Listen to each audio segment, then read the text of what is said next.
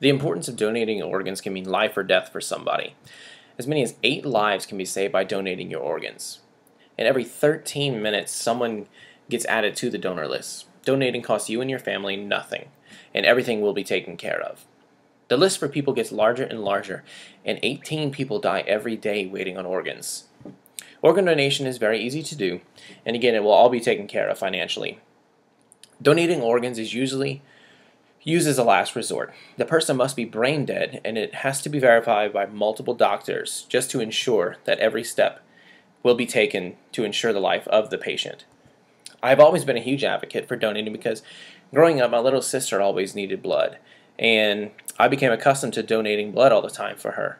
But since then, she's gotten a lot healthier, so she doesn't need blood anymore, but I always give just in case she does end up needing it one day.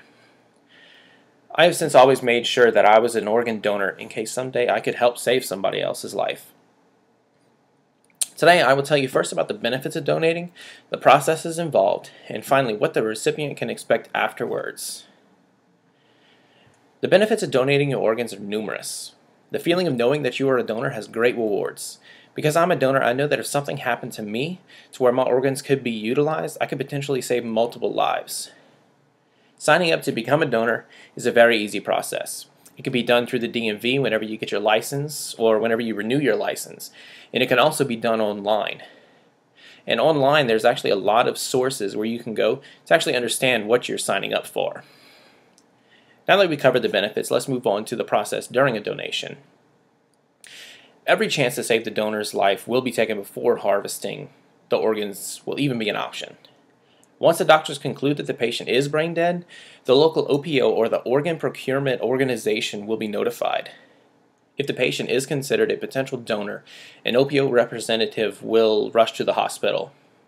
The next step is to find out if the patient has been registered as a donor. If they have been registered, that will serve as legal consent to harvest the organs. The next step is to also find out if they match a potential recipient. Research will be done, and that will generate a list of possible recipients, and the organ will be offered to the first person on that list. And if that person cannot accept the organ for some reason, usually medically, then they'll go down the list to the next person in line, and then it will be offered to them. Once the recipient has been chosen, the organ will be harvested and taken to the recipient's hospital as quickly as possible. The surgical team will usually be waiting for the organ in the surgical room with the patient. And time is very important, and the organ needs to be transplanted as quickly as possible.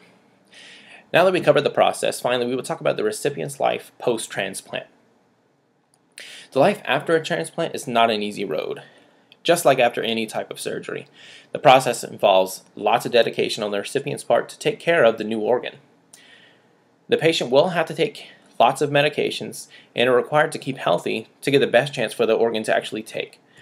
The patient will have to take immunosuppressants for the rest of their life to help protect the organ from being destroyed by their body. The benefits for both the donor and the recipient are countless. The process is fairly easy for the donor, while the recipient does have a long road ahead, but they do get to keep their life. So as someone who will never use his or her organs again, I sleep easier knowing that I have a chance at saving someone's life if something were to happen to me.